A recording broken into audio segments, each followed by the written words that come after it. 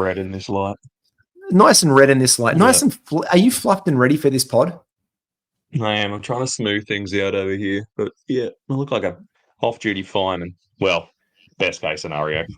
Chugga, Big Red Malley, because it is time to do it. We are ready and good to go. This is the Malley. We were just commiserating. It's the second last official quote unquote pickup episode of the year. We are in week 23. It's the penultimate week. It's sad face. Penultimate week of fantasy basketball. Yeah. The only joy I take is that we're getting closer to next season. That's my silver lining. Well, we've got to week 23. We'll chat next week in week 24 where we'll make some ads for those of you who are running deep into the dog days of the NBA fantasy season. And then we'll probably do we'll do like a mega wrap-up show that won't be talking about pickups. It's just going to be talking about fantasy because, Malley, I remember that you wrote a beautiful, it was like what was the thing in Jerry Maguire? I'm playing the opposite game with you this week. You know the thing in Jerry Maguire? It was not a thing. It was a mission statement. Like it was your... I love that you know it. I feel like I'm there in the cinema with you, mate. It's like it wasn't as game as you are. It wasn't something. It was a mission. It wasn't a mission statement. It was a something. Whatever it was, I can't remember the line. It was a great thing from Jerry Maguire. You wrote this little synopsis about 10 lessons all these lessons you've learned over a decade of fantasy basketball. We're going to bring that out of the archives in 2 weeks' time. I'm going to bring out mine, and we're going to talk about if we've bought anything new lessons learned. But today, this show, it's all about how to win week 23. Let's get straight to it after this.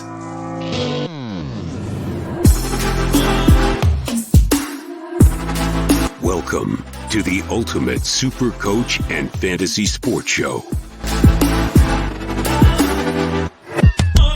You are now listening to the Insight Fantasy Sports Podcast. And hello, my old foe. We've ended up, by the way, and you know this because we're going to talk about how to beat each other, which is the fun thing when you and I get to do this pod. We've randomly drawn a matchup in the consolidation bracket for like fourth place, I think it is. So I think is it fourth or third? Whatever it is, fourth or fifth place we're playing for in a consolidation bracket. Yeah. It's I think I've played you more than I played anyone else across my leagues this season. You and I just fait accompli. We just keep coming back to each other.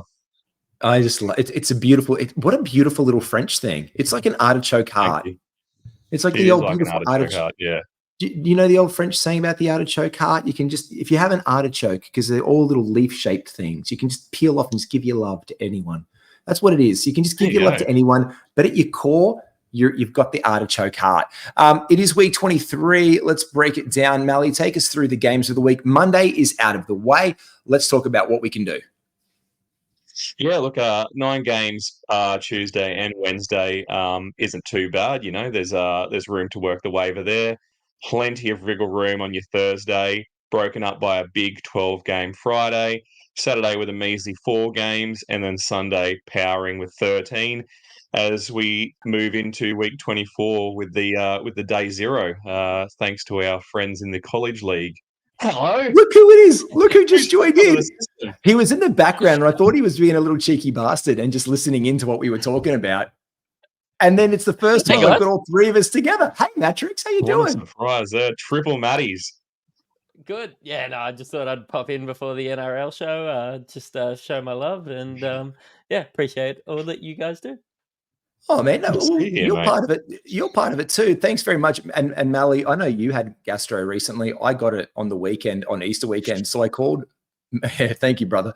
I called Mattrix, literally curled up in bed on Sunday. I'm like, man, I'm just going to do the pod in the morning. I don't know if I can sit down for this long. Old iron guts over here. He's never had a stomach bug. Look at him. He's a healthy boy. Yeah, I tell you what, my body is a temple, and that's what I tune it all down to. And he's wearing workout gear too. If you look at the t-shirt, that's something that's meant for the gymnasium, not for podcasting. He's like, I'm just going to work out. I tell you what, I just finished 5 sets with Rafa before this round, so. Yes, obviously, that's a video game tennis for sure. Hey, look, you did mention that Insight NRL show. Don't forget, if you want to get part of that one, make sure you do follow Mattrix here for the NBA, but also for the NRL show. Our AFL shows are popping up. BBL is in later in the year. So is NBL. That's just wrapped up with the Tasmanian Jack Jumpers getting the big win there in the NBL finals, winning the best of 5 series. Super coach content galore for our boy Mattrix. And Malley, we're on NBA. If you need any advice, you can hit us up and get on that as well. Mattrix, go and do it. I'm going to remove you. Go and get out of here. Thanks for joining us, Matty. Cheerio. Hey. Oh, what a beautiful. We've actually said for ages we were going to try and get all 3 of us in here, but we're back on form. Let's get back down to week 2. It was a bit of a treat. I didn't get to do the games of the week with him, but I know that Monday and Tuesday there was no back-to-back, so don't worry that you missed that. But Malley, you've made a vital move already to help you out versus me. Talk us through the back-to-backs.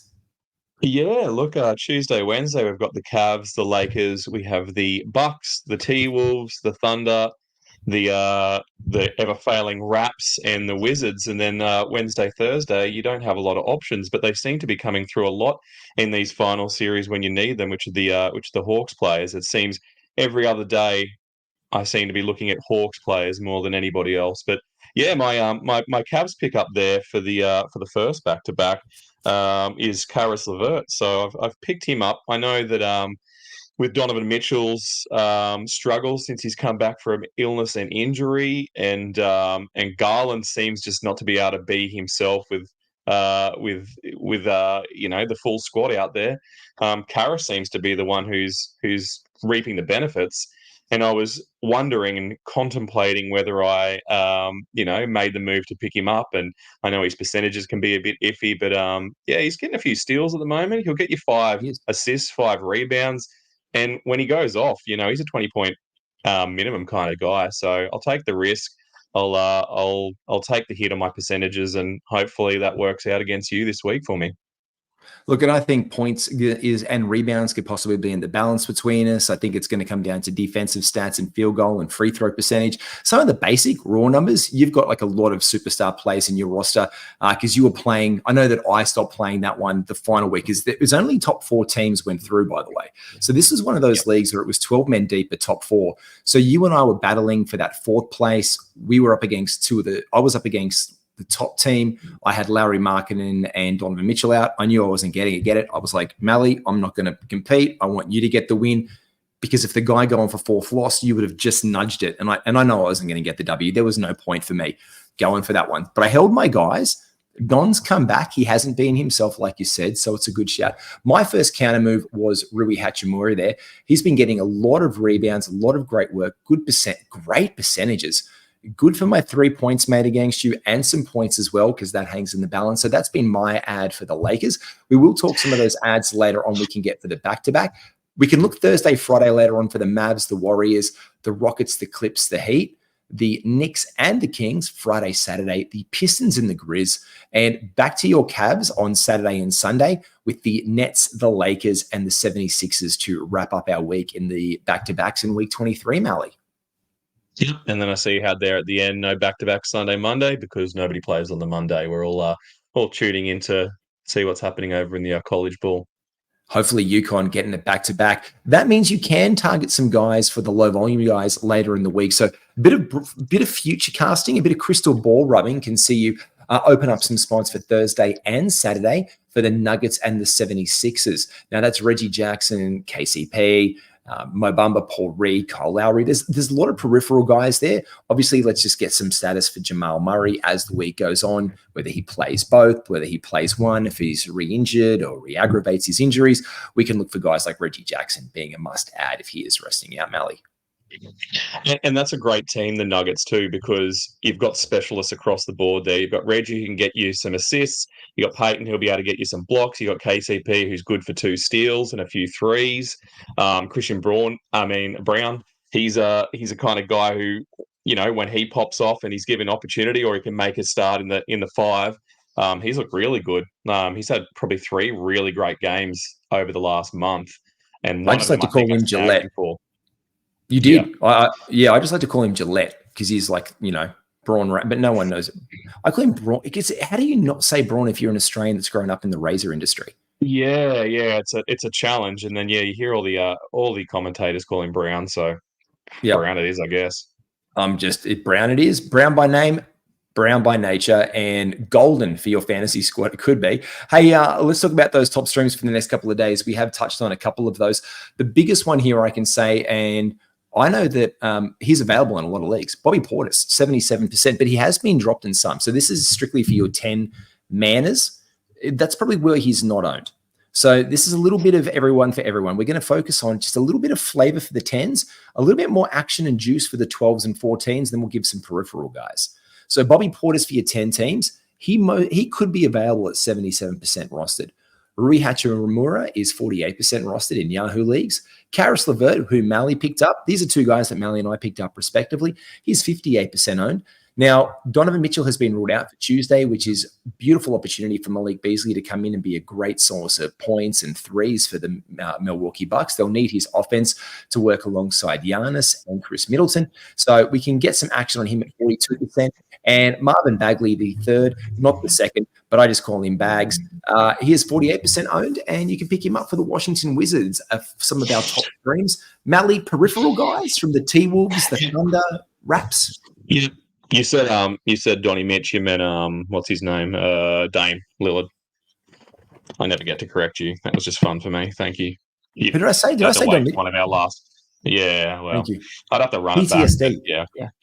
PTSD from him going out this season. Well, both of them have hurt you. To be fair, I think at different times throughout the season. Both have also given you great value too. But yeah, I like the Rui pickup. I like your Rui pickup. I like the Rui pickup for anyone who's listening. I mean, the Lakers don't really have a lot of options at the forward position, so they just keep rolling him out, and you kind of know what he's good for. He's going to hit some threes. He gets some points. There's games where he gets absolutely no peripherals. Like I saw the other day, he had 0 rebounds, and then he backed it up with a 10 rebound game. How's that happen? Yeah, it was fantastic. I don't. Was that the one that Ramon was out? I don't know. I don't know what it is with Rui, but I like that they've gone back to him as a starter. I like that he's getting starter minutes. I love big Lakers. I love the big Lakers basketball. I think when I see it in full flight, and I just imagine next season if they do pick up a guy like Trey, let's say they do get like Trey. If they do get Trae Young in this team, we're all hearing the rumors of him going there or to the Spurs or DeJounte Murray being moved because his price now was so high. I even heard Kevin O'Connor from the Mismatch the other day being like, move both of them. Move Trae and just go full rebuild. But DeJounte Murray's contract is so friendly. That's what made him a Lakers target in the first place with D'Angelo Russell. And I know Kendrick Perkins was out there, but if you just imagine if he was cooking out there instead of D'Lo. And D'Lo's been great this season. I'd love to see the Hawks build around Johnson. Like, how cool would that be? And make him your centerpiece guy. I know he's not a guard, but like, look what he can do out there. On those games where he's played a guard, he's got like 7 assists. He's got 10 rebounds. He can still find his own way to the basket. He gets points. He gets rebounds and blocks. Like he kind of is. He looks like Williams over at OKC. You know, they've got Jalen similar Williams style of game. Yep. And in fact, those are two guys that I love. I would love to pair next season in an ultimate draft combination. And I'll say it now. And the second that I say that, people are going to be like, "Oh, I'm going to try and snipe him." Like, you know, people do that the second you say something. You don't need both of them. One or the other is really good, and that's going to come to a conversation that we'll have in a minute because we're going to do a really fun exercise. We're going to break down your trades and your waiver moves for the year. So we were looking at this, and in that industry pickup. So in this not industry pickup, but there was this FBI basketball thing Adam King put together. It's like a way too early draft. And we started to look at where guys are going for next year. And I think, did I share with you the final draft board? I did, right? So I'm looking. Yeah, I like it. I did. Yeah. So I went back now, 25, 24, 25, 26. Oh, wait, that should be 36, 37. So that would be 36. So the 34th pick next year was Jalen Johnson. To Roto Kyle. I think Kyle's from Basketball Monster. I think he is from there. Amazing analyst, great bloke. And he took him there at 34. So this was like an analyst, Kyle McEwen. This is an analyst, well respected, good view, 34th pick, had absolutely no problem taking Jalen Johnson. And he was taken. Yeah. And he was taken before Jalen Williams. But the thing is, the second that Jalen Johnson goes, and if you're looking for the forward spots, a bit of an alarm bell rang because Paul George was still on the board and went the pick after Jalen Johnson. And if you're looking at Paul George versus Jalen Johnson, it's really tough because Paul George has been like second roundish on the year. So this is where the young guy movement's kicking in. 3 picks after, it was Jalen Johnson, Paul George, Kristaps Porzingis, and then it was Jalen Williams next to S-Man Sports. And I'm pretty sure that's Matty Smith over at Basketball Monster as well. So a couple of guys with their fingers directly on the pulse of basketball and fantasy. They look at these 2 guys as next season, if you want them, they're 3rd and 4th round pieces. And that's probably where you're going to get them. And you look at Jalen Johnson and you look at Paul George this year. They probably sat the same amount of games. I think like they both had little niggling health issues, and obviously the major difference is one is in his twilight years in the NBA, and the other one's coming into his prime. So you've got that, and different expectations for both of their teams. But yeah, cool debate. I like it. And I think it's like a really I think it's a really interesting coupling as well, because this was a 14-teamer. So you could probably push, actually, they should push that back. I digress. I was thinking just standard in-head 12-game thinking. So that would be 12, 24, 24. Yep. That was like pick 30. So that was well and truly, that was the 12th pick in that round. So yeah, you do the math and that's pick 36 right there by the end of it. Yep. So like 36 and then basically 36, 37, 38, 39. So there's where these 2 guys are going to start to go next year. In a 12-team league, it really makes you focus. What do you need to attack in your first 2 rounds? And if you think about it like just a future casting, okay, let's say you've got the pick at the turn next year. Could you imagine a team of, let's say, pick 12, Anthony Davis, Chet Holmgren to lock down blocks and some steals and some defense and some rebounds, and then you turn that into round 3, Jalen Johnson, and round 4, Jalen Williams? That's like a very strong defensive team off the go.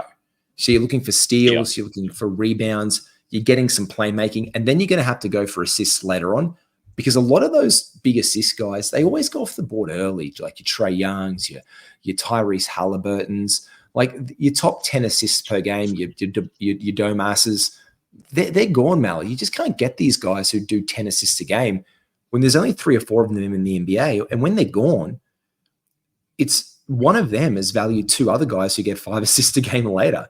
So you're struggling the whole time to make up things like assists. You can get some balance because you hope those guys don't get them down the line. But again, you're hoping. How do you plan against that? Well, what are you going to target instead? Well, fuck you. I'll get rebounds. I'll get steals. Yeah. And then you've got to be competitive in the other cats. I already can't wait to do a deep dive into this. And I'm sure ours will be nice and early because you and I can't relax over the break. We've already got to start thinking about next year. I might organize like just a live, way too early mock draft for us to get into. Yeah. I think it's just going to be a bit of fun, especially when the rookies come out. And I want to do one of the first rookie drafts when the rookies get placed into the board before way too much tell, wherever they go, before we hear much in the preseason, before any preseason games, just that nice and fun look that we can get. So we've gone through some of those ads. Let's talk about those peripheral guys that we did say. Let's get back onto that Tuesday, Wednesday back-to-back. So other guys like Niang, he could be a look. Torian Prince, anyone else you like at the Bucks apart from Beasley or your bloke and my bloke, Mr. Bobby Portis? Yeah, is they going to play Beverly in the stead of Dame? Like maybe he popped off for a couple of decent games. He's a bit of a feast or famine kind of guy. T-Wolves, I mean, obviously their center situation's worth considering and thinking about. I saw you had Marvin Bagley on the list for the Wizards. I think he's good value at the moment. Again, a little bit the same as Rui's situation where they don't really have another option, so they've got to give him the minutes. I mean, there's Rashawn Holmes. There's Rashawn Holmes. He's getting some minutes and been okay. Has he come back? Or is he still... He's come back. I'm pretty sure Rashawn's come back. I'm pretty sure he's looking to come back this week. Yeah. Okay. So maybe that's a less friendly one. Yeah, I'll double check because I'm pretty sure that he was out the last 2. He is questionable for the next game. So we're just going to have to look to see if he is there. But he's a game time decision for that one. In OKC, look, the Dortcher chamber himself, Lou Dort. Here's a look, Kenrick Williams. Kayson Wallace has been getting points. I'm sure Shea is back for this one. So we can look to get probably some juice if he does miss randomly at the last minute. Kayson Wallace has been playing nice in his seed. It hasn't been great to see OKC winning without Shea. Like a couple of massive victories. Yeah, Shea looked happy on the bench that game too. I think it was good for him to see that, they can do it without him. And all power to OKC. Let's see him. Let's let these young boys do some damage. And I've just got to say this one. Look who's getting some minutes and who's been absolutely. Let's just put some respect on Josh Giddey's name for a second. I think it's time to give him some flowers. I know there was a lot going on with him this season. Minutes were down. Performance was down. He was not playing well, in all honesty. And he was getting taken off the court. He wasn't closing games. He has come back on. He's showing a shot from deep. He is showing his vision that we love him for. Rebounding. This was the team's leading rebounder last year, who's come back in full swing, doing his job. So flowers to his name. He was a wonderful buy a low target early this season. Yep. And he's broken through that diagonal, 28, 29 minutes that he was getting, and he's out there, and you're right, he's hitting his threes, which they must love. Just anyone around Shea who's going to be able to do that, knowing that's not really Shea's game. Good on him. He's obviously moved past his personal stuff a bit. Yeah, it just opens up the floor so much for OKC when he can hit threes. That's why they brought Gordon Hayward in. Gordon Hayward, who's underwhelmed entirely. He was apparently we just need a 6'8" white guy who can hit threes and who has good playmaking. Josh can't hit the threes. They both have exceptional hair. Who else has exceptional hair and who's a tall, good shooting white guy? Gordo available? Can we bring him in? Yep. I don't know if that was the default. He's another name that whenever I hear him, we start talking about him and Paul George, being in that dying draft class, always makes me nervous. How much longer they both have out there? This is the thing, Gordon Hayward. When it's so odd, the journey of Gordon Hayward. I know he's been injury riddled, but when he's had minutes earlier this year, he was fantastic over in Charlotte. Does he just not want to be in OKC? I know he's got an expiry. I'm pretty sure his contract is expiring this year and he can go wherever he wants next year. But when he gets out there, he is underwhelmed for this team. And let's be honest, if he was with imagine him on the Golden State Warriors, another 3-and-D guy to work off ball. Although his D isn't where it used to be. Him on a contender. Imagine him in Minnesota randomly firing off corner threes off the kick from Anthony Edwards. This is this is where you think off Shea, he's a perfect fit. Instead of getting a center, which they should have got, because you've seen Chet, much to the chagrin of OKC fans and viewers, get babied by guys like Giannis and Atal lately. They don't have a big. And instead, they went out and they got Gordon Hayward, huzzah. And look, they still win games. But I just think they'd be in a much stronger position if they had a big in this team to help support them, and also Gordon Hayward, because you're rolling out Kenrich Williams and the crappy Jalen Williams. Yeah, I think what Gordon Hayward does is probably behind the scenes. You don't see a lot of it on the court. He's there as that veteran presence. They know that they're a very real chance in the playoffs this year. They need someone who's played that level of basketball before, and he's dragging the mean age of the team up about 3 years. So he's the old man. He's the Joe Ingles of OKC. Oh my God, doesn't Joe look old? Joe's looked old for about 10 years, though. I love he that looks. I remember that quote that he gave out where he said, people come up to me all the time underestimating his abilities and say, "Oh, I'd be able to take you one-on-one." And he's like, "I'm not the fittest looking bloke. I'm white. I've got a receding hairline. But if you think that you can come off of the street and beat me in some one-on-one ball. It's just not going to happen. Like, I just love that he was like, yeah, I would underestimate me too, but like, come on, I'm in the NBA, like, for Christ's sake. So he's still getting.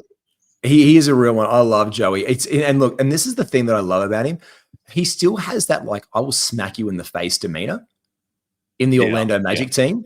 And I think they love that with him because legitimately, he is not the player that he was with the Jazz and with the Bucks that he was like 2 years ago in prime contract, prime Joey Ingles. He is not that guy anymore. And this is the same for any player who ages. It's not disparaging. It's when you get older. We know this as we've got older. We're not as good as basketball as we used to be because we could do more. But he gets out there and he will fight hammer and tooth for every possession, every loose ball, every call. He'll be in your face. He'll be a disruptor. And there's no contract value on that. That's just the energy that a team loves and needs to bring. And I actually think it's one of the reasons why Orlando is such a fun team to watch this year, because you can watch these wonderful young blokes roll out there, and there's Joe Ingles mixing up with him, being like, no, fuck you. And you can see him talking and shit the other team, defending his teammates. They've got to love that. Yeah, they love him for it. Yeah, he's a good one. Hey, let's do this one. We've been saving this one for a big one. It's not time to I thought we'd play one of your favorite intros for the year. This is a bit of a special treat. We've promised for a couple of weeks now that Malley was going to give us the breakdown of his trades and his waiver wire options. This is huge. It is always time to buy. It is time to sell. You know what? I'm going to do both. Buy more. Sound fair enough? Or if you don't want to buy, just do this. Sell, sell, sell. Sell, sell, sell.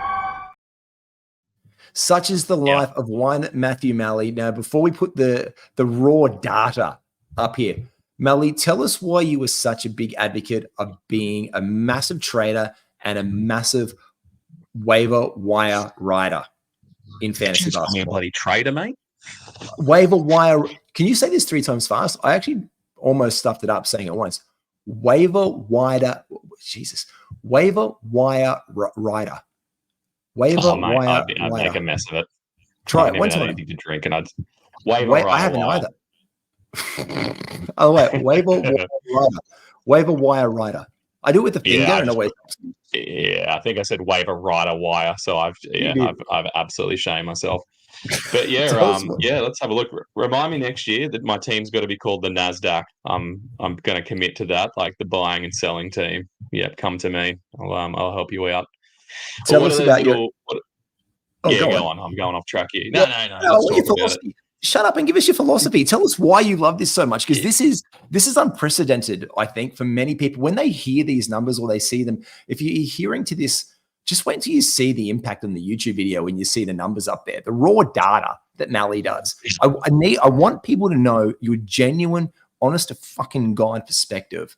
Like, this is why I do this. I love doing this because you need to do this to even attempt to get a win, because I think people sometimes get so complacent and hold to their guys and hold to their value so deeply, they miss opportunities. I want to know your perspective, and I want everyone to know the truth and why you're so good at this. Yeah, I just think that a lot of people, as you said, their game is won or lost based on draft night, and that an hour that you're going to put into the season is such a small component of what the season plays out to be. And, I know other people really work the waiver wire and then won't trade. I know people who'll trade, but they won't, they'll keep their core unit through thick and thin. We'll have a look at where that's ended up with me this season across 3 leagues. I think I've had a win, I've had a loss, and I probably broke even across my 3 teams. But yeah, I think it's one of my favorite parts of the game is the buying and the selling and the thinking about what value a player has, what they've had, what they're going to have, taking risks, and also I think building teams that win you the categories you need to win. If you've got this excellent team but you're spread across the board, you're not going to win, or you might tie a lot, and that probably isn't going to be enough to get you in the top 4, 8, 12, whatever you take through in your league to the finals. So, yeah, I guess for me, it's all about I like it a lot, and you might have seen the YouTube video where the bloke starts off with the paperclip Go and watch it. If I think it's just called the Paperclip Sales or Trade or something like that. And what he does is he starts with this paperclip, and over the course of like 12 months, he trades from a paperclip to the lease of a house. So No. He didn't get a lease of a house. He got the ownership of a house. And he got the whole house. Jeez, I'm underselling him. I know exactly what you're talking about. And the craziest thing is that I'm sure the trade that got him the house was from a small town that owned the property, and they gave it to him because he had traded something up from the paperclip to a car battery to a excavator to whatever it was. And the second last thing that he had was a cameo in a movie. So it was like you got to be a cameo or a guest character in a TV show or a movie or in a script thing. And somehow the town wanted that. They had this property and they gave a guy a house and land for this thing. It's crazy. Yeah.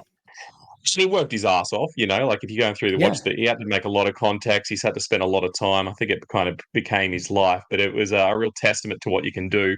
And I think that's what it is. I think a lot of analysts and players of the game will probably disagree with me about my trading philosophy, but I also think there's some merit to it. And I think there's merit to it if you're going to continue to try and push and make trades throughout the season, because one or two trades is going to really yield nothing. You're not really going to get anywhere. You've got to be in it for the long haul, and you've got to start in week 2 once the dust settle and push all the way until that trade deadline. Because, I just think I can, take a team which is mid and really find some value as it goes on the season.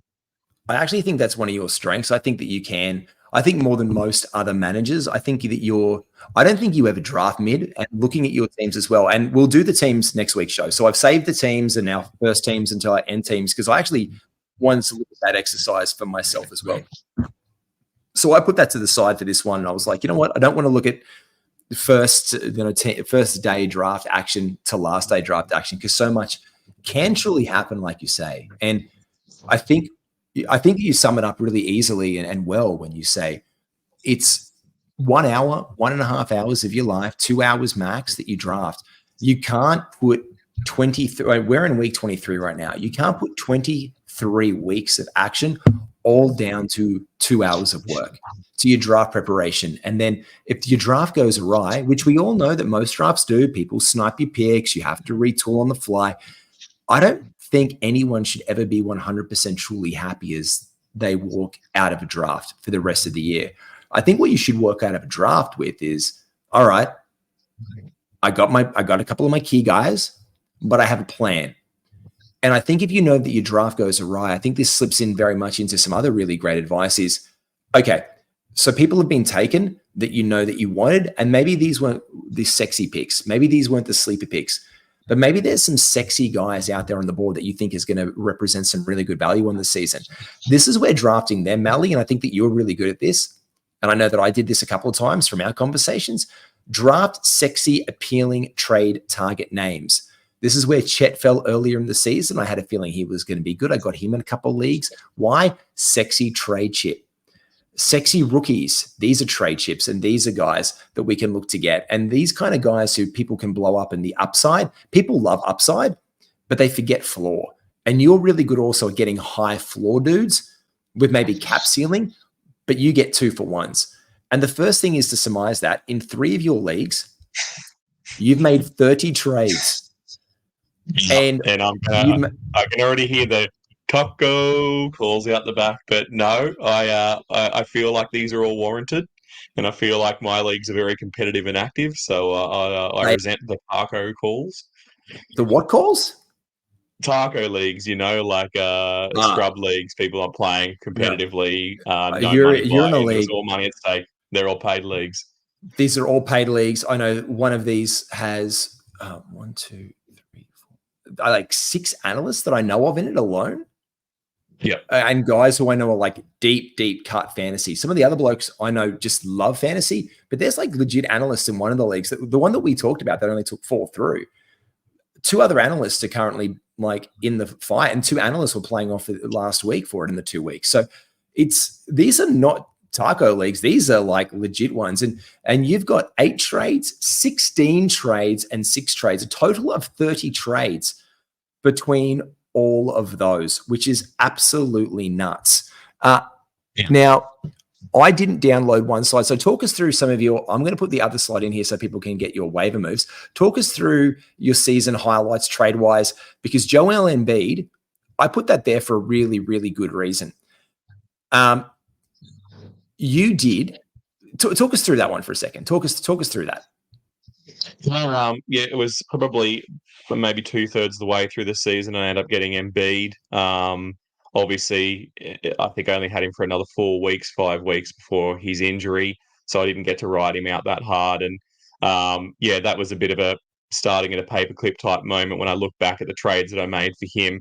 At one point, I ended up with a trade which landed me in 2 separate trades, Domantas Sabonis and Şengün. And they were 2 pieces that I used to pull Embiid, 2 guys who were sitting 11th, I think Domantas is, and then Şengün might be around that 25 mark or something like that, 20 mark. I think I also picked him up before he started really his season. You did. You picked him before his season went absolutely massive. Yeah, and that was a bit of a gamble. But yeah, just getting guys like that, and then making a trade up to Embiid. In the end, Şengün's out, and then Embiid's out. So there's a lot of things that you can't factor in, and that's just the beauty of the game. Not really knowing what's around the corner and just making smart pickups. And in the end, another thing that's probably worth mentioning with my Embiid team was that I think it was 4 weeks out or 3 weeks out from the finals. I had to break things down and hustle hard to try and make myself a team, because my whole team was really based around the skills, the proficiencies of Embiid. And once he was out, I went from being a strong team to just a mid team. And so I had to make some trades, obviously without Embiid in it, because no one was going to touch him. The writing was on the wall. It wasn't even like I could still pull a little value from him. And I ended up getting Giannis, which obviously was a bit of a turn as well. Like they obviously have different skill sets, both big scoring guys. But yeah, I ended up with Giannis after I moved some other big pieces. But yeah, I'm looking forward to next week where we can put it up on the screen and and do a bit of a dive into it and see what people's opinions are, because I reckon there's going to be some. So with that as well, when you trade for a guy like this, that you invested heavily in this, like you had Domas and Alperen Şengün, it was like a big fiesta. It was like you did two the big whitey boys, the big playmaking, lots of assists, lots of rebounds for a guy who at the time was the number 1 asset in fantasy. When you lose that down the track, what is your next thought that you have in the process there? What's the next part of that mental journey? I guess the next part is looking at where my strengths still lie, like who's my second best guy. And I think at the time that was Booker. I think I had Booker as well. So, he was still playing well. He was out of all that injury, mishap that he had at the start of the year, which seems so long ago now. But he was a real dicey piece. And I think when I picked him up, this is in his dicey days. And I had some faith that he'd come out of that. And obviously he did. And, there were so many games at the beginning of the year where he hadn't played with Durant. Durant hadn't played with Beal. And now they're starting to play together and their team looks shit. Go to Spurs. Spurs. Go to the Suns. Can't even pretend that I'm a Suns fan. So then it was just really about, like, to answer your question, I guess it's about pivoting, going, all right, where's the value still lie in my team? Who is that valuable to? And I like the comment you made before about getting sexy pieces, and Devin Booker is definitely one of those. But if you've been in a league, and I think the one that I did the most trades in is a league that I've been in now for 11 years. So, we know the people in it. Yeah, that 16 trade one is an 11 trades, league. It's a 16 team. So I basically, on average, have traded with everybody. So 1 trade per team, it kind of seems crazy when you look at it like 16, but then if it's just a trade per team, it looks a little bit less horrendous. But yeah, like knowing the people in your team, who do they like? Like, I know I've got a big Jimmy Butler fan in there, and, I know that I can get value for Jimmy, and then I know I've got another Lakers fan. So I think, like, what am I going to get for someone like LeBron? Like, what are they going to do for these guys? So is Austin Reeves a guy that I know that you've picked up this year off the waiver wire? Oh, if I get Austin because he's jumped and I've got the second priority right now, and if I happen to be lucky enough to get into him, well, how can I flip him when he's on an up? Because when if LeBron gets injured, well, this obviously his value skyrockets every single time. He's been a lot better of late as well. So this is the other one. Your waiver wire ads, you like to make great waiver ads to get value, targeting guys that you can trade off and use. You made 300 ads across your 3 leagues, 84 waiver pickups, 93, and a massive 128. By the way, this was all before week 21. So this was done by week 20. Because you emailed me these last week at the beginning of the semifinals in that league, like halfway through, like, oh, by the way, I'm just putting this together from last week. Here you go. 300 ads. And if you're wondering what that is, I actually went a little bit deeper for you, Malley. And I put one of your other ads up there. You have made 1.57 trades per week amongst your 3 leagues. Now, that is weeks 1 to 19 because that was the trade deadline window for most leagues. So you made 1.57 trades per week. That is 14.28 waiver ads per week, which is mean you were making 4.76 ads per week across all of your leagues. Some of them I know because I'm in one of them was 7, one was 5, and one was 4. So you're pretty much with those 7, 5, and 4, 16 ads. You're almost maxing those out most weeks. Yeah, and using all available resources, I guess. Not letting anything get away for a week. And if I do end up ahead, starting to use those waivers to start setting up for the next week. Win or loss, I know that I'm already preparing myself for the following week. And I think that you've really got to have your finger on the pulse, and you've got to stay connected to the news, and you've got to know who's coming in, who's going out, who's getting hot, who's going cold. It's schedules. Like, it's a lot to stay on top of, and sometimes you lose track of the fact that this is just a fun game. But I like that element of the game, and I like that you've done the math for me because this kind of seems like it's going to turn into a what is it, where everybody gets around you and like tells you that you've got a problem? What do you call those things? Addiction? The addiction is what you're trying to get rid of. What do they call it? Where like your friends will come around and like we're going to do a fantasy intervention. Is come back on? Yeah, is Matty? I don't know. He's in the NRL podcast. He's in the NRL podcast now. How nice was that? We had a Mattrix cameo. That was the 3 Matties. We've got actually triple Matties. Yeah. We're going to do a triple Matties podcast. The connect. Yeah. Love it. We'll call it the Big 3 show next year. Once a month, we'll do the Big 3. One of us isn't so big, old Matty, but he is all right. Two Matties and a little Matty, but we love him. He's a good boy. We love him. He's a good boy. Malley, biggest advice for waivers and trades before we go for the night. I said it with my top tips is don't be complacent. Don't be the guy who sits there and does nothing. Does this make it more fun for you, or does it make it more stressful? Maybe a little column A, a little column B, but I think, I'll be interested to unpack it next week and see your thoughts around, was it time wasted? Would I have been better if I just held the team? Like I've obviously looked into that to see, because I've reflected on my year to say, I'd love to break that down more with you, and and see, had I just held fast, left my waivers, played the game, and just gone with the draft team, I'd love to see how my draft team lines up against my final team. So in my friends and family league, I was decimated by injuries this year. Donovan Mitchell, obviously being, I've spoken his praises all season. As I said, I have the Don PTSD this year. So in my personal friends and family league, I missed out, I think, by 1 win. I held Ja Morant. I drafted him late. This was my only league that I drafted Ja in. And he was like, he went to me around pick 100, and like just before pick 100. I said, if I get him around the 100 mark, I'll take him. I know the penalty for it. I know I'm going to have to wait a bunch of weeks, but he's going to come back and help me. And for 7 games he did. But I took those hits at the beginning of the season, hoping that he would. So I obviously, for the first like 6, 7, 8 weeks of the season, I'm taking cat losses where I could have narrowly won points by 20. I lost them. So I should have made the playoffs well and truly. I didn't. I took that risk. But again, this is where you got to risk it for the biscuit. It's risk versus reward when we make moves like this. You can't see his labrum being torn and his shoulder going for the season. I mean, maybe you could see the writing was on the wall because there was talk about it, but it was a legitimate injury that happened and then it was done in Memphis land.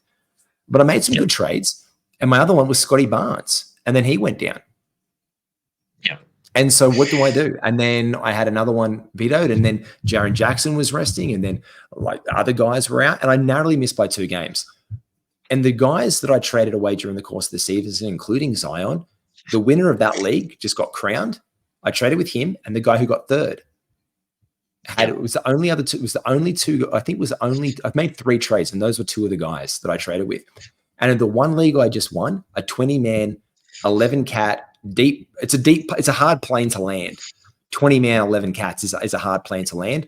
I feel lucky to win it. I feel blessed to have won it. I feel like it was a really awesome comp. So shout out to Ball League and that one. I don't think I made any trades that entire season. And I played the same risk versus reward, holding Trey Murphy for too long, holding DeAnthony Melton for too long. I scraped into 8th in the playoffs, and I rode the wire like an absolute trooper, and that got me there. So I think finding the wire is finding the right balance on the wire is really important, especially in those deeper leagues, because I think that's where it can count. Whereas you can probably get away with drafting better and stronger. I'm not going to say in shallower leagues because they're not that shallow when there's a depth pool of talent. Because if you think about it this way, the talent all caps at a point. If you're drafting the 120 best players and it's a 10-man league, the 120 is gone. If it's 14-man, it's 10, 140 is gone. There's just when it's a deeper league, there's more options, and it's harder to get guys who represent value after 200 because they don't exist. So you've got to be more active in that regard. So I think riding the wire for when guys come available or guys who are hot, like you said, putting your ear to the ground, paying attention to streams, see who people are picking up. That's where you get your gold. Keontae George popping off. Oh, get on it early. You had a feeling he was going to, and you do it now. And then look at what's happening in Utah. He's just glory days for him. So this is where we can get that burn, Malley. And I think too, like, and we'll obviously, before we know it, start talking as we already are about next year and about pre-drafts and mock drafts and what that's going to look like. But also, when you're drafting, make sure that you leave those final 3 spots and you're not stressed about who you're picking up, because I think out of those 3 flexible spots that you've got on your team, you're going to pick up a guy who you can start to see the writing on the wall, like Keontae George maybe, or, for those who got on him early enough, our friend Jalen Johnson. And then you're going to have your 2 flexi spots where you're just going to use every one of the waiver pickups that you're given, whether that's 4 for the week, whether that's 7 for the week. You're making sure that you're using all of them and maximizing your pickups, because, there's nothing more deadly than just, the blunt force trauma that is your 5 pickups, your 6, 7 pickups that you can get, being able to absolutely bludgeon the team just on those counting stats. Yeah, it might stuff your percentages, but there's plenty of counting stats for you to win. Yeah, 100% there are. And shout out as well, because I was about to do a live move. I said, I'm going to wait and to do it live on the podcast. I was going to grab Bogdan Bogdanovic for the Wednesday, Thursday back-to-back because you see me? Thank you. Alex Caruso. Yeah, I see you. You see me? Yep. Don't worry about it, because shout out to our boy. Shout out to our boy, Braino. Big brain time. It is big brain time. He swooped in there at 8:20, and we've been recording this and took it because I was going to take him live on and make a move live on air with you. So I was targeting him because he's went back onto the wires, and he dropped Keegan Murray of all players for him, even though that the Kings have a back-to-back later this week. So he's in the championship bracket, by the way. So we want good things for Braino. We want good things for him. But Malley, thanks so much, brother. I'll check you next week for the last regular season week of the pickup. Beautiful. How quick. It's flown by. It flows by. A big shout out to our sponsors, The Standard Squeeze. Make sure you use promo code INSIDE15. For all you travelers, your 4-in-1 mugs, if you haven't got a mug to put around the campfire as winter comes in, you want something down there as you go camping out there in the deeps, or you want one of those traveling coffee cups you can just shove in your car and get to and from work every day and you don't have one yet, you don't need one of those Frank Green ones. No, you don't. You don't. What you need is one from our good mates, the Standard Squeeze. They might be lovely. Great. Standard Squeeze, though, with Inside 15.